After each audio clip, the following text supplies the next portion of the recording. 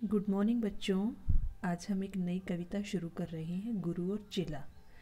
गुरु और चेला एक बहुत ही रोचक और बड़ी कविता है। आओ इस कविता का मज़ा लेते हैं और इसे पढ़ते हैं। गुरु एक थे और था एक चेला, चले घूमने पास में था ने धेला। चले चलते चलते मिली एक नगरी, चमाचम थी सड़कें चमाचम थी डगरी। इसमें एक शब्द आया है बच्चों, धेला। धेला होता है पैसा। कि चले घूमने पास में था ने धेला, वो दोनों घूमने तो चल दिए लेकिन उनके पास एक भी पैसा नहीं था। मिली एक गवालिन धरे शीश गगरी, गुरु ने कहा तेज गवालिन ने भगरी। बता कौन नगरी बता कौन राजा, कि जिसके सुयश का यहाँ बजता बाजा। बच्चों यहाँ तुम्हें ये गवालिन दिख रही है। इसने अपने सिर पे क्या रखी हुई है? एक गगरी रखी हुई है। गगरी मतलब मटका है जो इसके सिर पे।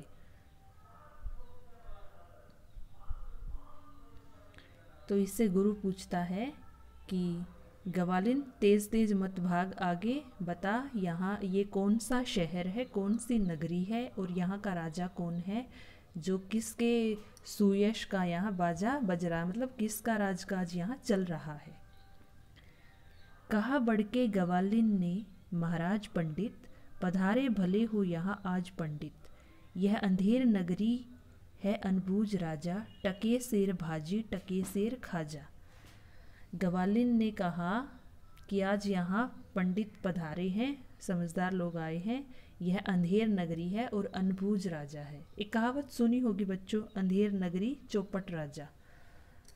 तो ये उसी प्रकार राजा को बताया गया है कि जो अनबूझ है राजा, जो है अनबूझ शब्द ये आया है ना, तो ये राजा को डिस्क्राइब कर रहा है। राजा कैसा है? समझदार नहीं है। अंधेर नगरी अनबूझ राजा। टके शेर भाजी, शेर यहाँ शेर से मतलब है किलोग्राम से, और टका क्या है? बांग्लादेश की करेंसी है। तो टके शेर भाजी टके शेर खाजा, यहाँ सब्जी भी और खाने पीने का जो भी सामान है सभी टके शेर के भाव से मिलता है। गुरु ने कहा जान जान देना नहीं है, मुसीबत मुझे मोल लेना नहीं है। न जाने की अंधेर हो कौन क्षण में, यहाँ ठीक रहना समझता न मन में। गुरु ने कहा कि मुझे कोई लेना देना नहीं, यहाँ कौन है कौन नहीं है, मुझे यहाँ से निकल लेने में ही अपनी भलाई लगती है। गुरु ने कहा किंतु चेला ने माना, गुरु को विवश हो पड़ा लौट जाना। गुरुजी गए रह गया किंतु चेला, यही सोचता हूँगा मोटा अकेला।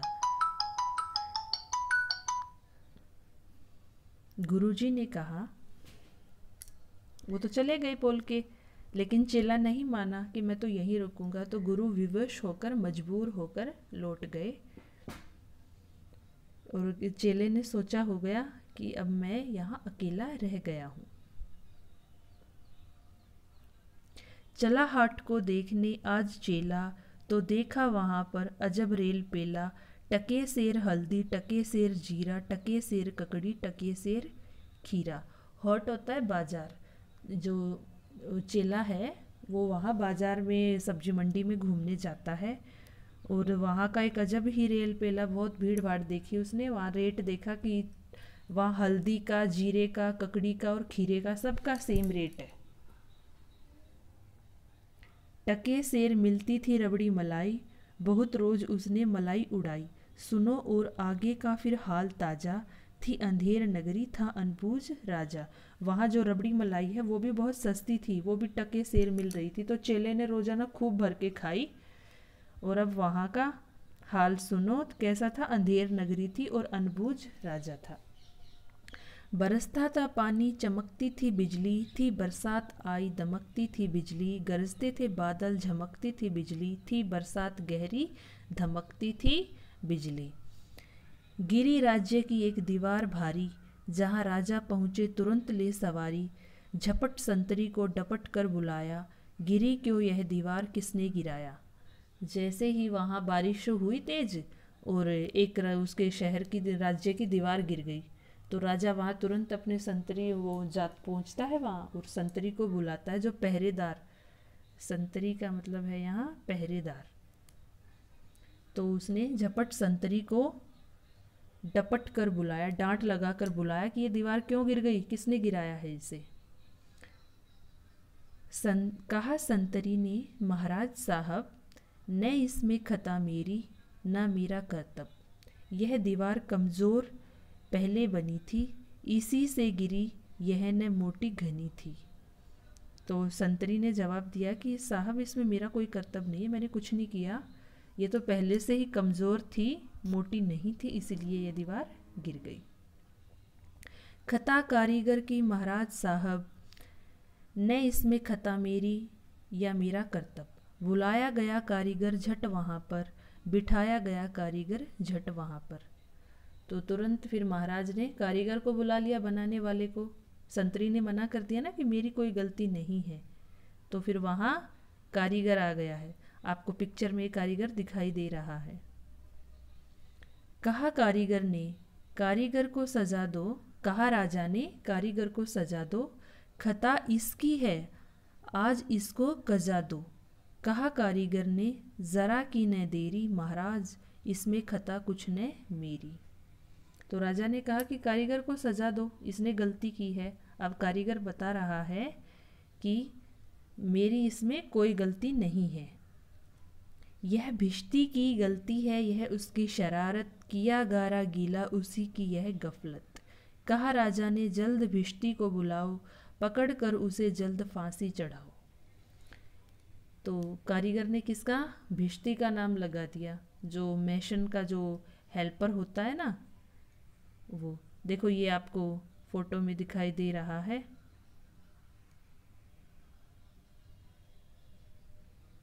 ये मेशन का फोटो है, भिश्ती का नहीं दिखाया गया है। तो वह कहता है कि मेरी गलती नहीं है, जो उसने गारा, गारा का मतलब यहाँ मिट्टी है, कि उसने मिट्टी को ज़्यादा गीला कर दिया, इसलिए दीवार कमज़ोर थी और गिर गई। चला आया भिश्ती हुई कुछ न देरी, कहा उसने इसमें खता कुछ न मेरी, यह गलती है जिसने मशक को बनाया, कि ज़्यादा ही जिसमें था पानी समाया। मशक होता ही एक चमड़े का थैला टाइप में, और ये मशक वाला आदमी आ गया कि उसने मशक को ऐसे बना दिया कि उसमें बहुत सारा पानी आ गया। तो ये उस मशक बनाने वाले की शरारत थी, मेरी कोई गलती नहीं है। मशक वाला आया हुई कुछ न देरी, कहा उसने इसमें खता कुछ न मेरी, यह मंत्री की गलती है, मंत्री की गफलत, उन्हीं की शरारत, उन्हीं की है हिकमत। अब मशक वाला आया और उसने बता दिया कि ये सब मंत्री का किया धरा है, उसकी शरारत है, मेरी कुछ नहीं है। बड़े जानवर का था चमड़ा दिलाया, चुराया ने चमड़ा मशक को बनाया, बड़ी है मशक खूब भरता है पानी, ये गलती ने मेरी, यह गलती बिरानी। तो अब उसने कह दिया मशक वाले ने कि ये तो जो है मेरी गलती नहीं, किसी बड़े जानवर का चमड़ा दिला दिया, और उस चमड़े से बनाई जाती है मशक जिसमें पानी भरा जाता है, कि चमड़ा बड़ा था इसलिए बड़ी बन गई, मेरी कोई गलती नहीं है, ये गलती बिरानी है, बिरानी मतलब किसी और की गलती है मंत्री की गलती तो मंत्री को लाओ, हुआ हुक्म मंत्री को फांसी चढ़ाओ, चले मंत्री को लेके जल्लाद फौरन, चढ़ाने को फांसी उसी दम उसी क्षण। अब मंत्री फंस गया। अब मंत्री देखो क्या बताएगा, मगर मंत्री था इतना दुबला दिखता, न गर्दन में फांसी का फंदा था आता। कहा राजा ने, जिसकी मोटी हो गर्दन, पकड़ कर उसे फांसी दो तुम इसी क्षण। अब मंत्री बहुत पतला है, देखो ये मंत्री की गर्दन दिखाई दे रही है तुम्हें। अब इसके अंदर जो है फांसी का जो फंदा है वो फिट बैठता ही नहीं था। तो राजा ने कहा कि फांसी तो देनी है, किसी ऐसे व्यक्ति को ले आओ जिसकी गर्दन मोटी हो, और इसी क्षण इसी पल फांसी दो। चले संतरी ढूंढने मोटी गर्दन, मिला चेला खाता था हलवा दनादन। कहा संतरी ने, चले आप फौरन, महाराज ने भेजा न्योता इसी क्षण। अब चेला फंस गया है, जो उसकी गर्दन मोटी थी वो खूब हलवा खाता था। बहुत मन में खुश हो चला आज चेला, कहा आज न्योता छकूंगा अकेला। मगर आके पहुंचा तो देखा झमेला, वहाँ तो जुड़ा था अजब एक मेला। अब चेला तो खुश हो गया ना कि राजा ने बुलाया है तो ज़रूर आज मेरा न्योता है, वहाँ आज खूब खाऊं पीऊँगा। लेकिन वहाँ पहुंचकर देखा उसने एक अजब ही झमेला है। यह मोटी है गर्दन, इसे तुम बढ़ाओ, कहा राजा ने इसको फांसी चढ़ाओ। कहा चेले ने कुछ खता तो बताओ, कहा राजा ने चुप न बकबक मचाओ। मगर था न बुद्धू, था चालाक चेला, मचाया बड़ा ही वहीं पर झमेला। कहा पहले गुरुजी के दर्शन कराओ, मुझे बाद में चाहे फांसी चढ़ाओ। अब चेला तो चालाक था, समझ गया वहाँ कि पहले मेरे गुरुजी के दर्शन करवा दो, उसके बाद मुझे बेशक फांसी चढ़ा देना। गुरुजी बुलाए गए झट वहाँ पर, कि रोता था चेला खड़ा था जहाँ पर। गुरुजी ने चेले को आकर बुलाया, तुरंत कान में मंत्र कुछ गुनगुनाया। झगड़ने लगे फिर गुरु और चेला, मचा उनमें धक्का बड़ा रेल पेला। गुरु ने कहा फांसी पर मैं चढ़ूंगा, कहा चेले ने फांसी पर मैं चढ़ूंगा। हटाए न हटते अड़े ऐसे दोनों, छुटाए न छुटते लड़े ऐसे दोनों। बढ़े राजा फौरन, कहा बात क्या है, गुरु ने बताया करामात क्या है। अब दोनों कहने लगे ना गुरु और चेला कि पहले मुझे फांसी चढ़ाओ, मुझे चढ़ाओ। वो जानबूझ के कर रहे थे ऐसा। चढ़ेगा जो फांसी मुहूर्त है ऐसी, न ऐसी मुहूर्त बनी बढ़िया जैसी। वह राजा नहीं चक्रवर्ती बनेगा, यह संसार का छत्र उस पर तनेगा। कहा राजा ने बात सच गर यही, गुरु का कथन झूठ होता नहीं है। कहा राजा ने फांसी पर मैं चढ़ूंगा, इसी दम फांसी पर मैं ही टंगूंगा। चढ़ा फांसी राजा, बजा खूब बाजा, प्रजा खुश हुई जब मरा मूर्ख राजा। बजा खूब घर घर बधाई का बाजा, थी अंधेर नगरी था अनबूझ राजा। राजा जो गुरु और चेला आपस में झगड़ने लगे कि बहुत अच्छा मुहूर्त है, इस टाइम पर जो मतलब फांसी चढ़ जाएगा वो चक्रवर्ती बन जाएगा, सम्राट बनेगा, राजाओं का राजा। तो अब राजा तो बेवकूफ़ था, उसमें दिमाग तो था नहीं। उसने सोचा कि क्यों ना मैं ही महान बन जाऊं। तो उसने कहा कि अगर ये बात सच है तो फिर फांसी पर मुझे ही चढ़ा दो। कविता आप सबको अच्छी लगी होगी। सभी बच्चों को यह कविता अपनी बुक से पढ़नी है, पढ़कर अपने पेरेंट्स को सुनानी है।